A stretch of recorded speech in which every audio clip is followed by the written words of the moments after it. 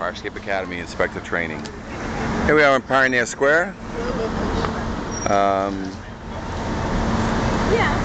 The vintage pottery. And we got a fire escape here. Let's take a look at it. We got a couple. We got 1, 2, 3. In Seattle, you got to have a tag on your fire escape. There's no tag on this fire escape. You got to have a tag on that fire escape. No tag on that one. And you have to have a tag on that fire escape. And there's no tag on that one. So 3 fire escapes that currently haven't been tagged. So let's take them one at a time and see what they need. Must be structurally sound, must be kept painted. So let's go for the easiest of the violations. Comfortable with it. I told you you were. And that is, does it have more paint than rust or more rust than paint? If you look up at this fire escape, it's got more rust than paint. So there's your paint violation. That's all you really need in order to write a violation. Number 2, if they painted it for some reason, and people do, they'll come out and paint it just to avoid a violation. Let's see if there's any structural issues. Structural issues, the easiest to find is square bolts. Look for evidence that the original hardware has been swapped out. Any evidence of new hex head bolts anywhere on the fire escape? The answer is no. So this 50 to 75-year-old fire escape not only hasn't seen paint in a while, but none of the hardware has been changed out. They're all suspect, and they're all 50 to 75 years old. If you need more evidence of violations, you can see a bent rail up there. It looks like something smashed the rail up there. What it is, we don't know. The grating, some of the spacers on the grating has gone out. Look at the tears on the wall. That's an indication that water has penetrated the building and penetrated these connections. So all the connections into the building are suspect. That's what's wrong with this fire escape. Let's take a look across the way. This fire escape here, it's a small one. It's got a ladder, but you got to drop about 18 feet to the ground. So that's another illegal. It's got a plastic or a plywood there. You got holes in the cement indicating that the water's penetrating and the tears coming down. Let's take a look at the hex head bolts. Any indication that there's been some work on this 50 to 75-year-old fire escape? None. There's no new hex head bolts anywhere. Everything's original hardware. 50 to 75-year-old square head bolts.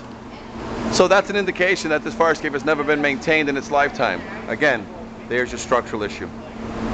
Let's take a look at the last fire escape here. See if we have any issues here.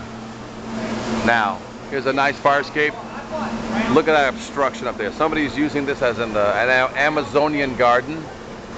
Looks like there's some sort of winch system to bring things up here, which is okay, but rope tie-offs and things, I don't know if that's okay. The ladder is a flop-out ladder that's on a chain, so you got to unhook it and let it drop down, then you got to jump down. Let's take a look at the connections. It's got more rust than paint, that's for sure, so they have been painting it, even though it's a brown. That's not rust, that's actually the color of the fire escape.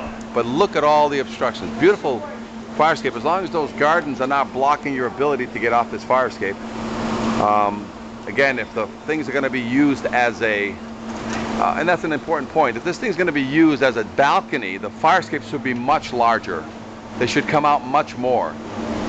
Otherwise, fire escapes are not supposed to be made to be used. But look at the very top one up there.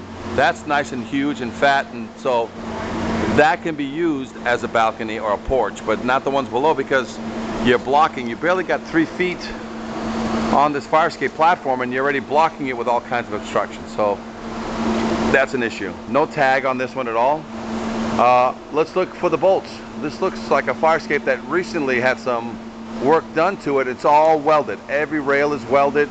All the supports are welded. So we're looking at tears coming down the cement. So the tie-ins to the buildings indicate that there's water been penetrating into the cement connections. All the treads look like they're all welded treads, and they all need to be identified as to whether or not any of them are the welds have been penetrated. Let's look straight up, see if we see any rust growth on the connections. It's hard to see, but for sure this fire escape has not been inspected in the past 5 years and does need. So the fact that it doesn't have a tag is an indication that this fire escape has some structural and some other issues in regards to cement, and some of the joints that are welded need to be addressed to make sure that they're good. No truck damage that I can see anywhere, but again, this fire escape does not have a tag on it, and it does need an inspection. Oh, actually, when you look up at the, when you look up, you see some rotting through of the tread hole that you can see sunlight through. So there's obviously some structural issues that we can see right away. If you have any questions on this or any other video that you've seen, give us a call. On these 3 fire escapes don't have tags. Give us a call here at Fire Escape Engineers, 866-649-0333. We're here in Seattle, Washington, and doing some fire escape awareness. Visit our website, fireescapeengineers.com. You can also visit our YouTube channel, Fire Escape Academy Inspector Training, and you can see this and many other videos nationwide on how to properly write a violation. And the right way to write a violation is repair, paint, and test. That way, when the owners call you back and say, what's this violation for? You say, well, the word repair means go get a structural engineer to do an entire evaluation of the entire fire escape. The word paint means that after all repairs are done and all the repairs are sealed and all the connections to the building are sealed, then you can paint it. And test means that if you come back with a inspection confidence test that is good to excellent, there may be no need to load test your fire escape because you've been maintaining your fire escape in good to excellent condition. And that'll be done every 5 years. Give us a call if you have any questions.